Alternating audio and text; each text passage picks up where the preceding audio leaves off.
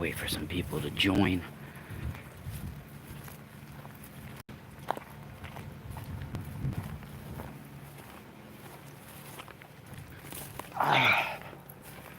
Fucking bugs.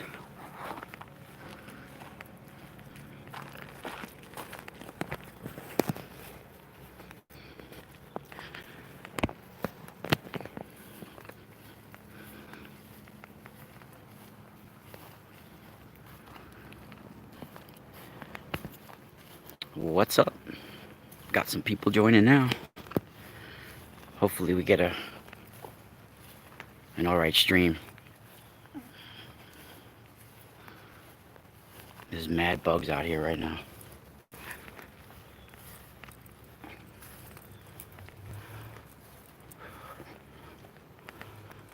What's up, people? How's it? Get to some shade.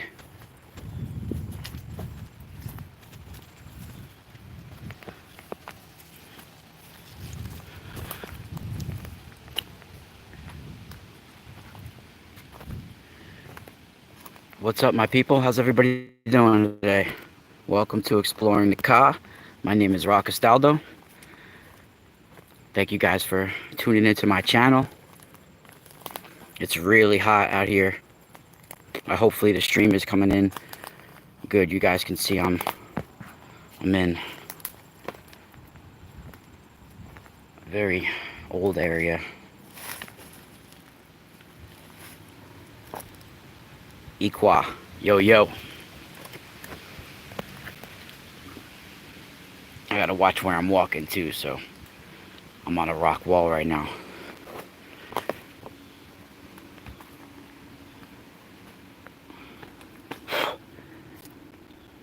I'm like a magnet for mosquitoes and bugs right now. Look at that rock.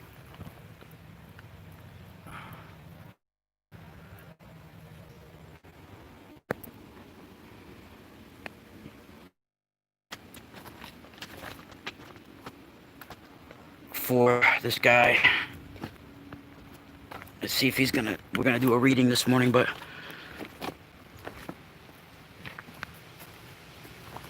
yeah, no, I gotta watch everything. I can't even go too far into these trails back here during this time of year. I haven't been down here in a minute, but I'm pretty sure because of prior pilgrimages and spiritual journeys and walks that I've taken in these areas before, that usually this time of year the one path I'm looking for is covered with brush, stuff like that. But yeah, thanks everybody for joining. If you want to support me, please smash the like button, subscribe to my channel.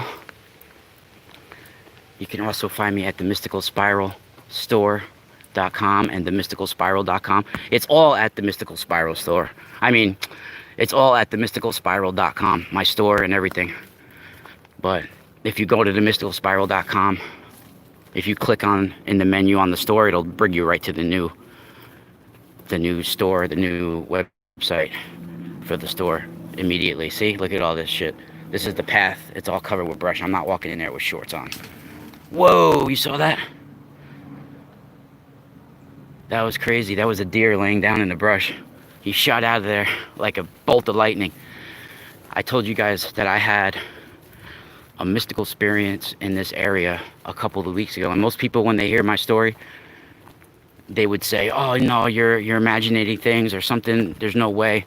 But I saw a deer come running out of these woods a couple of weeks ago, and we were in an open field, and he disappeared when he got to the middle of the field. But it wasn't just a regular thing. Like, he ran out of the woods and I heard buzzing and crackling, and he was shaking his head back and forth. Like, I couldn't believe he was moving his head that fast without breaking his neck. Like, literally his neck was going like somebody was, like, it was getting thrown left and right. He was like jerking and jerking, like there was some otherworldly force doing it. And I heard crackling and buzzing, and I thought that he was getting attacked by bees, but there was no bees around him at all. I was like 15 feet away. There was no bees around him. And there, like, kind of like meditating on the sun. And as soon as I heard a rumble in the woods, I looked around. He hadn't even came out of the woods yet. And As soon as I heard the rumbling, I looked, and he came like a second after I started to look. He came darting out of the woods. Didn't even look at me. Oh, look, that's a chipmunk there. He didn't even look at me. He just turned the corner past me, went right past me, and I heard buzzing, crackling, and humming all at the same time. And he was shaking his head back and forth like crazy, like jerking back and forth. And then he got like about midfield and he was gone. Like, even the air looked like it was shimmering a little bit in that area. And then I went, and on the ground there's like these weird black marks on the ground. Didn't even look like a burn. It looked like just like, I don't know. But in the middle of the field there, he literally disappeared. There's nowhere he could have went. And it's like he jumped and disappeared, like he was in mid-stride. Because I was staring at him. And I stood there for 15 minutes afterwards, just shocked, trying to figure out what just happened. And I know if someone else hears this, most likely people are going to be like, oh no, that's bullshit. I call bullshit, or he's on drugs, or this or that. Man, I do have medical marijuana. I do smoke marijuana, but I wasn't at the time, and I don't drink at all. Everybody that knows me will tell you that. And I haven't done acid or mushrooms in 2 decades. So, almost, you know, since my 20s. So, almost you know, I'm in my 40s, so like it was in my mid-20s the last time I did any of that.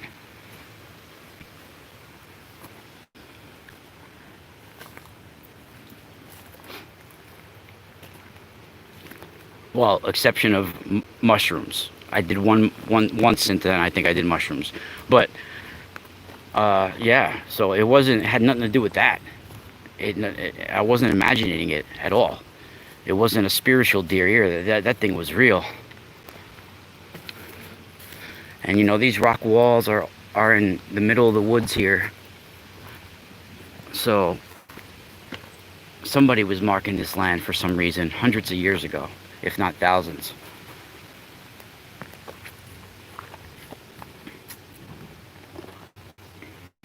Many of you guys are listening right now have seen my last video that I did. No, I'm not saying, you know, hold on, cosmic. Deers are magical. Yeah, deers are very magical, especially that, you know, I'm in the complex here. Next to this complex is the complex with the giant Virgin Mary, and it's the Catholic retreat grounds for the Salesians of Don Bosco. They own all this property, and, you know, there's been spiritual activity on this property for many, many years. I mean, I came up here in the early 80s and found German Shepherds hanging in the woods where the cornfields were. They were cornfields before on the other side. Me and my friend came up here to play basketball, and, you know, we were cutting through the cornfields, and there was a white German Shepherd and a black and tan German Shepherd hanging from chains from the trees. I've told it before. And, you know, we ran home crying to our moms. My mom called the sheriffs, and, you know, they said it was probably local satanic worshippers playing a game or doing some sort of ritual, or, you know, whatever. But the same thing, not too far from here, in Yonkers. I don't even know if I should give the name of the place, but I've done articles before on it. It's Untermeyer Park. You can find it on my Patreon. Untermeyer Park in Yonkers is very ancient, that area. In fact, they have 2 Roman columns that are, you know, from, you know, I think of like a couple of centuries AD or something like that. They might even be pre-Roman. They might even be Etruscan. I'm not sure how many people have, look, see, I heard a beep in the background. That's confirmation I'm right. Burp, burp. So they're very ancient columns back there. There's a very ancient part of the park, and part of it is like almost like a botanical garden, and it was known all over the world at one time. Then they let it go, and now they redid it again. But the guy who made it, Untermeyer, he had big connections, and his name was Sam Untermeyer. And I'm one of the only people I've ever heard make that connection. But in this park was where Son of Sam, he was part of a much bigger plan. Parts of the Process Church and different satanic covens, I guess you could say, used to meet in Untermeyer Park in the ancient ruins. And certain parts of the park, they would put like an altar across two trees with a stone slab, and they would do rituals there. And David Berkowitz, Son of Sam, this is where he used to meet for his satanic rituals. And they attributed to the name Sam as Son of Sam had to do with a neighbor's dog. I don't think it had anything to do with that. I think he was just joking around with them when he said that. The name of the park is Untermeyer Park. It's Sam Untermeyer. And this is the park that he was ritualized in and satanically baptized in a black mass. So he would be the son of Sam, the son of the park. Now, that's just me connecting dots. I don't know if that's completely true. I've never heard him say it in an interview or anything like that. But then again, nobody's ever asked him. The only time he's ever admitted things is when people actually asked him the question. He doesn't, David Berkowitz never gave information unless it's asked. He doesn't, he's a weird dude, but he's told the truth about certain things over the years. I know a lot about it too. Even my cousin that I grew up with, he's my older brother's age, so my brother grew up more closer to him, but like we all grew up together, is Michael Imperioli. I don't talk about him much because there's no reason to bring him up, but he's a pretty famous actor now, all over the world. He's known, and he wrote a movie called Summer of Sam and sold it to Spike Lee. He was part writers of that movie, so I know a lot about the case. In fact, it's my opinion from my years of research that Son of Sam, those murders where they're running up on kids like lovers in the car, during while sexual energy is generated, they're getting ritualized and murdered, right? It's a sex sort of demonic ritual, killing lovers, sacrificing them. So that's what Son of Sam was doing, but this was happening in other places all over the world. And I know it's related to the military, and I know it's related to the Process Church. And I don't want to go too much more into it like that, but I'm telling you certain things. I'll give you other things. I've written about it on Patreon and stuff like that, but I don't want to go too much on here. But trust me, in my opinion, the Son of Sam murders are related to the Zodiac Killer. They're related to the Gemini. They're related to the Monster of Florence in Italy. They're related to so many other ones. There's so many other ones that I can think of that it's pretty much like the same MO, where lovers are around and they're getting killed and butchered or shot while they're in the process of making love or something like this. Very similar ones, or crimes closely related to that. And in a lot of the cases, one or more of the killers were never caught. Son of Sam got caught, but he was just like a fall guy. I think he only did like one or two of the killings. There was there's a network of killers like that. Even like the Night Stalker, Melendez, and people like that, they're all related to this satanic church in some way. It's called the Process Church. It's worldwide. They have many different sections of it too, with different names. Even connected to who recently passed, Michael Aquino, the Temple of Set, and all of those, the Apophis Club or whatever, all these things that they call themselves. It's all related to that main church, whatever they want to call themselves, but it's an evil plot that they've been hatching for decades. And in most cases, if you look into it, even the Monster of Florence, different cases like that, there's usually around some sort of military base. I know in San Francisco,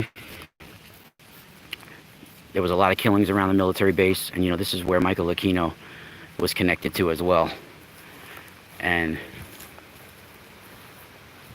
yeah, yep, you're right in the chat room. But so if you guys have seen my last video that I put up on here, I did like over an hour of a live feed, and I was on the other side of this park where the giant Madonna is. And I didn't even realize that while I was recording the video, there was a man praying to the Madonna, and in that park, right? And it's a huge park, and there's like, for two people to be in the park, there's like no one's there. So, you know, you're not getting in the way of anybody by someone being in the park. And I wasn't anywhere near him. I was just walking around. I was walking kind of in circles around the park, you know, or just like zigzags, or, you know, just walking around while I was talking and doing the video. I didn't even know the guy was really there. And so then during the video, I started to talk with the chat room, and everything's going on. And I talked about how certain items that I've even had given to me over time, or somehow I've obtained, have been spiritually possessed in some sort of way. There's a lot of objects that you could come across in life that have, like, it's spiritually charged with either really powerful or negative energy, right? So these objects can be like spiritually possessed objects. You know, they can affect the energy and the whole mood of the room, the person, depending on what's inside the person too. And if the person's got psychic energy that he's able to accumulate, like pull it in and you know, sort of connect with it, it can really amplify what's inside the person. And this is a very interesting thing now we're going to get into, because check this out. The dude was praying, right? So not everybody, you know, I come to this park not just to pray when I'm in trouble. You know, I come to this park for exercise, to study, to work, to you know, I'll be writing articles here, writing my book here. I do it for a lot of different reasons, mostly all spiritual, right? So I'm sensing, now the guy didn't tell me this, but I'm sensing from what took place that this man came to this because this is a prayer park. You know, this is dedicated for prayer, you know, this park and all the statues and the churches that are here. So in my opinion, most likely this guy had some sort of turmoil going on in his life, and he came here to pray for it. You know, so he was already in a mood where there was a lot of shit going on with him. I sensed that. And I sensed that right off the jump, and that's what, and I dealt with it appropriately, because the old me, you know, there could have gone a lot really bad for this guy. But why would I ever do that? You know, it's just that. But he was coming at me in a very aggressive way. And let me not skip ahead. So I decided I was talking to the you know, the YouTube live, to the world, whoever's watching, about this certain items that I've gotten over time that I've understood. And you know, when you first get, if you want to say, if you know, I use the word shaman, or if you're somebody that's into spirituality or helping others find certain things as well within spirituality, you could call that a mystic, a shaman, whatever you want to label it. If somebody is like that and has and is aware of psychic energy or unseen forces around there, and they sense this about an object, you know, if you're not kind of experienced with that sort of thing, one of your first instincts might be like, oh my God, if you sense something negative or evil about the object, your first instinct might be like, damn, I think I should burn this thing, get rid of it, you know, just destroy it, break it apart, crush it, burn it. You know, that might be your first instinct, but in actuality, you're releasing that energy, that evil within it, and it's going to catch on to something else, or it's going to manifest into something else. So in fact, the best thing to do, if it's something that's that powerful and you feel that sort of negativity in it, is lock it away somewhere safe, and sort of like bind it in a way. Yeah, you could do it with something that you make up in your head, a thought, an intention for binding or something like that, and seal it away and lock it away somewhere safe. And or even there's people that bury things, or it's somewhere where only you know where it is and no one could find it. It has to be somewhere where you have it's not a possibility of it getting dug up because it's in your property, or something like that. Or, you know, I don't know, I'm not recommending do anything like that for people, but if you ever come across something like that, I would recommend you give it to a shaman, or you give it to somebody who would know how to lock it away. You know, that's the best thing I could say. But so I had somebody who's an antique store owner give me an object one time, and I went to go stop by the antique store owner. I didn't even know who he was.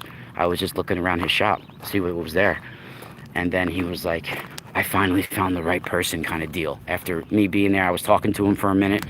You know, we were talking about some stuff, and he was like, I finally found the right person. He's like, listen, I think you'll know what to do with this.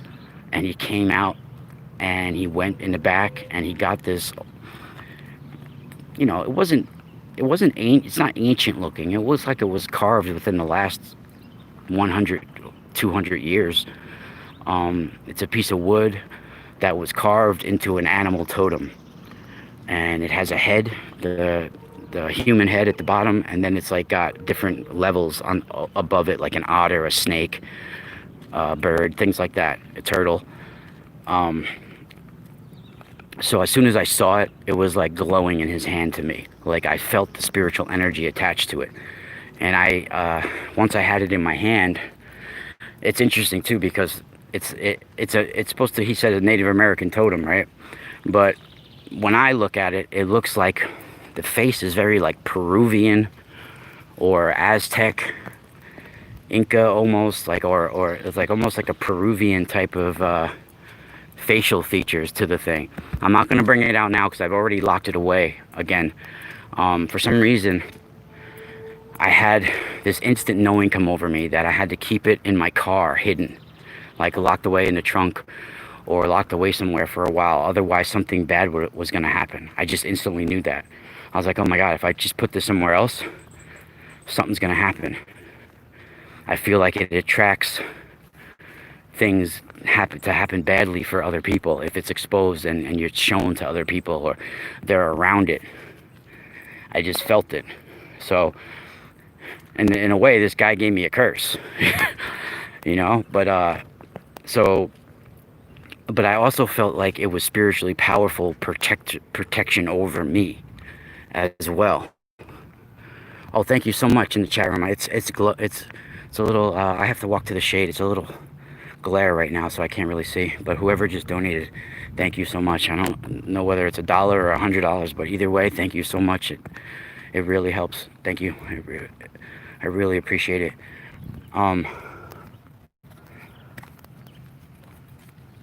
So this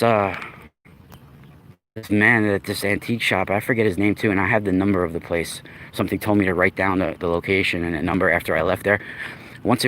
He kind of gave me a curse in a way, you know, a cursed object, and he thought somehow I would be able to take care of it. Well, anyway, I sensed the power of it as soon as I had it. As soon as I had it in my hand, I told you there was like a knowing that came over me about it. I knew what to do and what not to do about it with it. And I've had it for, shit, it's got to be like 8 or 9 years or more now. Something like that.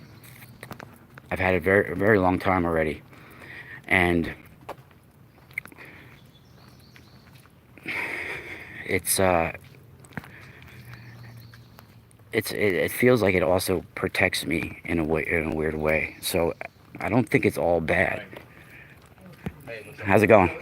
But I do feel that it can cause whatever's inside a person to get brought out, and it could cause it to like snowball, you know. And I have a perfect example. Before I close this today, this is really amazing because you guys can go see it on live video take place. So in my last video, it's pretty astounding.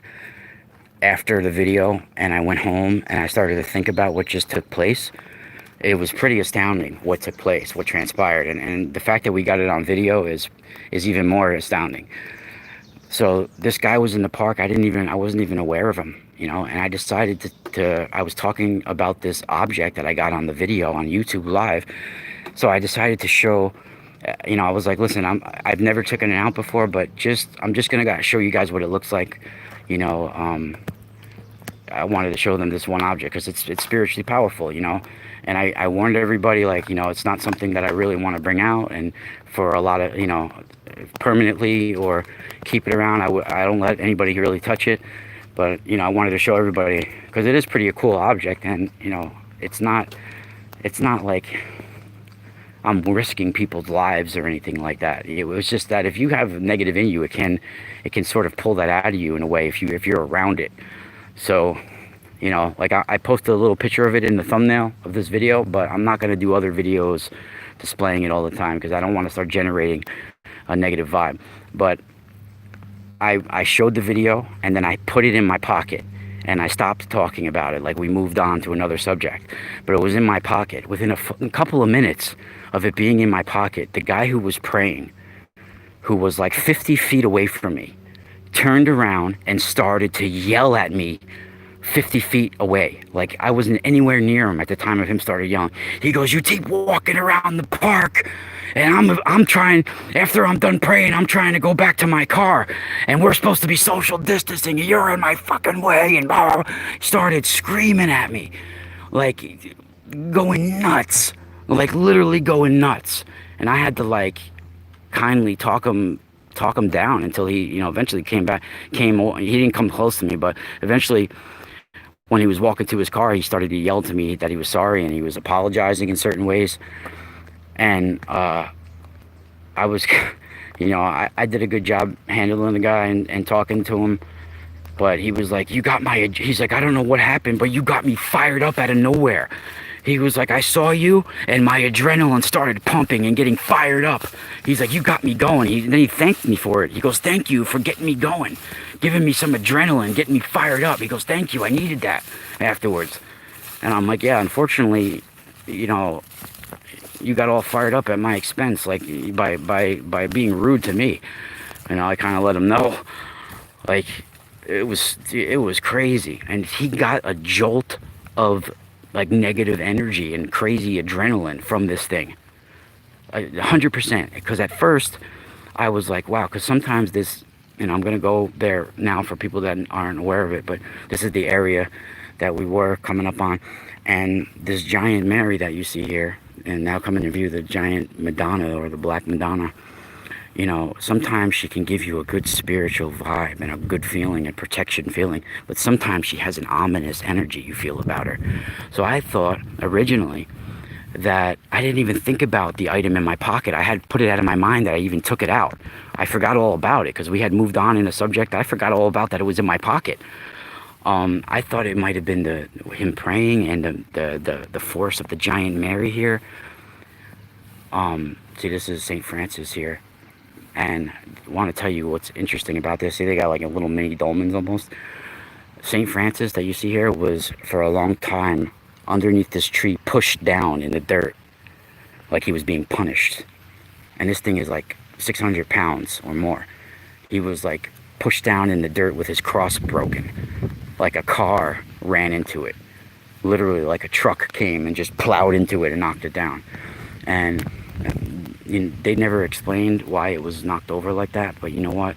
I have old school Catholic and Strega roots, and I know a lot of the old school Catholics even, they'll pray to the saints for something, and if that something doesn't come to fruition, they'll punish the saint. They'll throw it in the closet. Like they'll pray for their son to be safe, and say their son dies. They'll throw the saint in the closet and lock him away and throw dirt at it. Like, fuck you, you did me wrong, you know?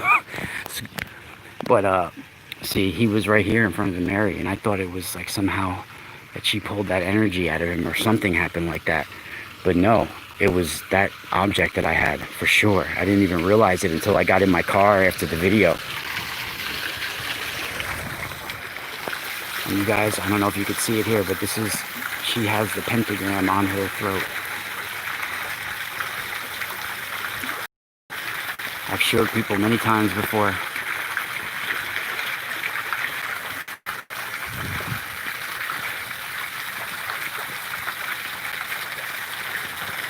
don't know if you could see it because of the sun glare, but it's intense.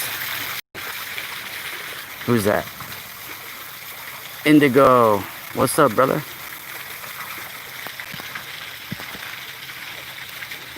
So I thought you guys would think that was a pretty intense story. I mean, this is a prayer park. They have all the prayers, the gloryful mysteries, the sorrowful mysteries, all the mantras of Mary in a crescent shape figure. In a crescent shape, you know, it's lined up. They're lined up in a crescent shape around, right in front of her. And the pentagram's on her throat. That's where the areas of prayer comes from, right? So she's even has those rosaries that are in the shape of a crescent moon, like Isis standing on the crescent moon. She's on a star platform, just like the Statue of Liberty.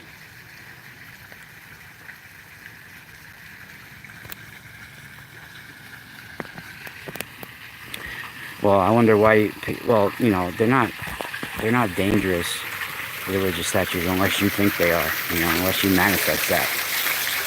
The reason why you feel that about them is probably because you're psychic and you accumulate psychic energy when you're around them, because all of them have people's energy and prayers attached to them, glowing around them. You have everybody's prayers and wishes, and it charges these objects. It's not per se the statue, it's the energy that people put into it. You know, inanimate objects can get positive and negative forces within it attached to it.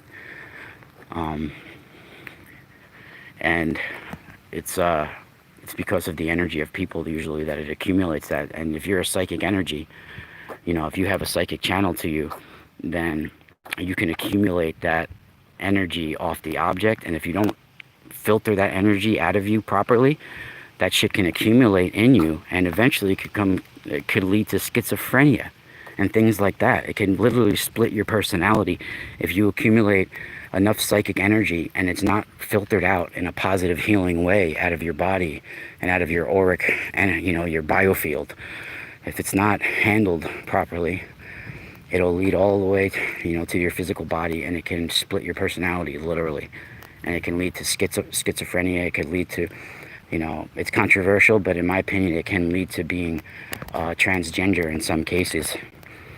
People, most transgender people I find are highly psychic, and throughout their life they've accumulated psychic energy from people, or spiritual energy from people, however you want to label it, and it wasn't dealt with it properly, and it turned into their own boogeyman on their soul, where they began to accumulate all this energy, and from both sides of genders, and it sort of splits who you are. You don't even know if what's going on anymore in a lot of ways.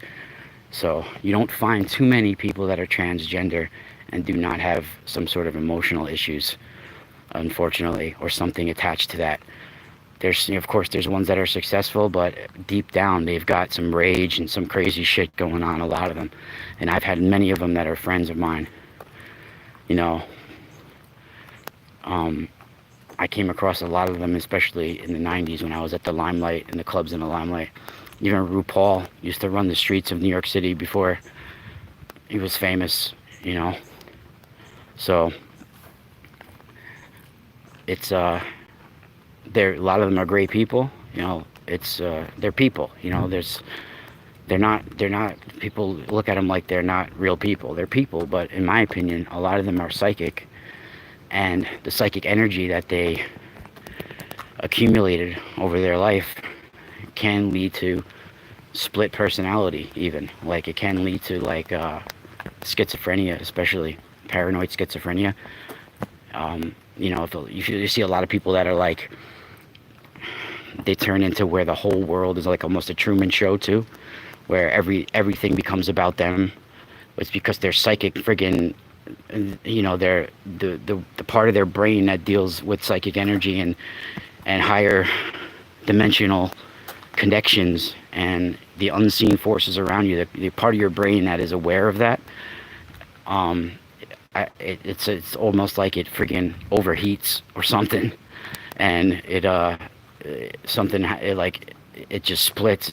Something happens bad, and then you start thinking that everything, you start thinking that you're walking around and you can read the minds of everybody, and that it's all about you, and that every time you see like a gold car, it's like your family or somebody spying on you.